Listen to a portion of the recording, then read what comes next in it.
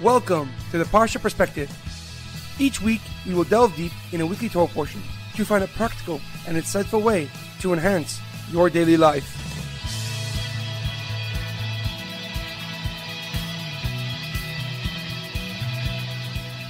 Thank you for tuning in. My name is Shalom Yemini. Each week, we will look into the weekly Torah portion to find inspiration that will complement your daily life and intensify your connection to God.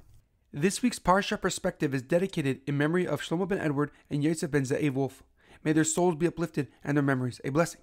This week's Parsha Perspective is also in honor of Sasson Betzalel ben Batya and Sapir bat Ariela. May they have a quick and complete recovery. This week's Torah portion is Parshas Lech Lecha. Our Parsha introduces us to the father of the Jewish nation, Avraham Avinu. He is given a command to leave his birthplace and hometown and go on an unknown journey led by God. And soon after he leaves, he arrives in the land of Cana'an with his wife Sarah and his nephew Lot. He is then told by God that his descendants would inhabit the very land that he is standing upon. As he was exploring the land of Canaan, a famine struck, forcing him to travel down to Egypt to buy food. However, fearing that the Egyptians would kill him to take his wife Sarah because of her immense beauty, Avram asked her to allege that he was just her brother. And when they arrived at the border, Sarah was taken and brought to Parai. However, in retaliation, God struck Parai's palace members with a plague, causing Parai to realize that he was deceived and quickly released Sarah. He gave Avram and Sarah many gifts and had them escorted out of Egypt.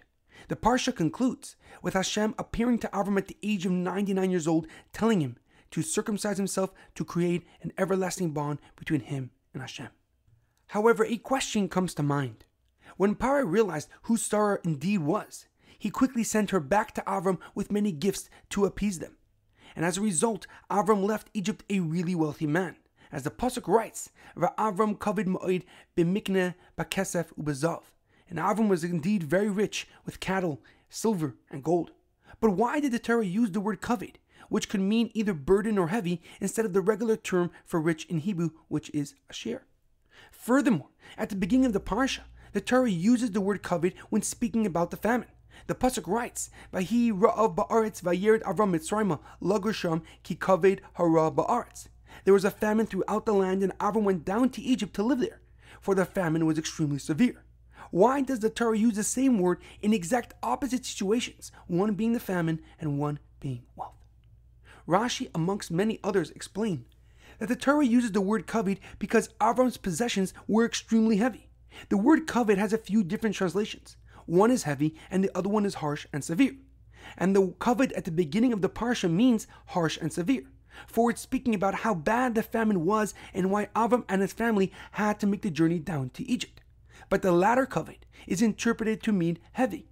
For when Parai first took Sarah, he gave Avram numerous flocks of cattle, a great deal of gold and silver, and many servants.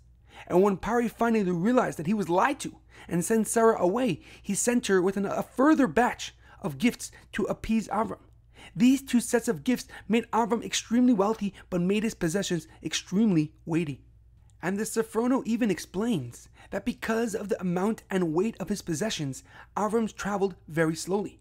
And now Avram's leisurely pace began to bother his nephew Lot, who accompanied Avram down to Egypt and received his own fortune. And this resulted in arguments between the shepherds of Avram and Lot. And this ultimately led to Avram and Lot going their separate ways. However, the Chidah, Rav Chaim David Azulai in his Sefer Pnei David, gives a deeper and more profound explanation. He translates kaved to mean burden, but not a physical burden, but rather a spiritual one.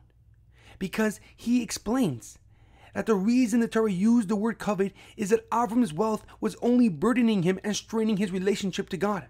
For now he had to take care of many flocks of sheep and cattle, giving him less time to pray and connect with Hashem. As it so famously says in Pirkei Avos, Mar benechasim, mar bedaga, that the more possessions you own, the more worries you will have. But the main reason that Avram felt burdened, explains the Chidah, is because all this wealth meant nothing to him if he did not have a son, if he did not have a successor to continue in his path of teaching the world about Hashem. For when he embarked on this unknown journey, Hashem promised him that he will be the father of a great nation, and he still did not have a son. Avram felt burdened with his wealth because his main purpose wasn't fulfilled. fathering God's chosen people.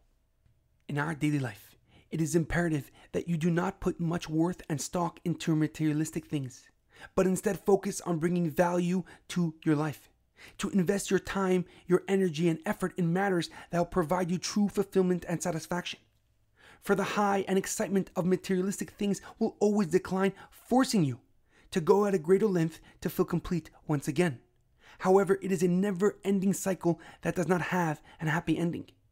But if your energy is not focused just on materialistic things, your opportunities are truly endless and your potential can be achieved. There's an amazing quote that I once heard.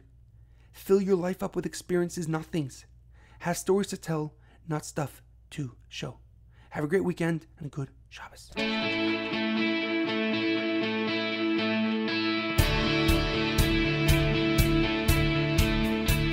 Thank you for tuning in to the Parsha Perspective.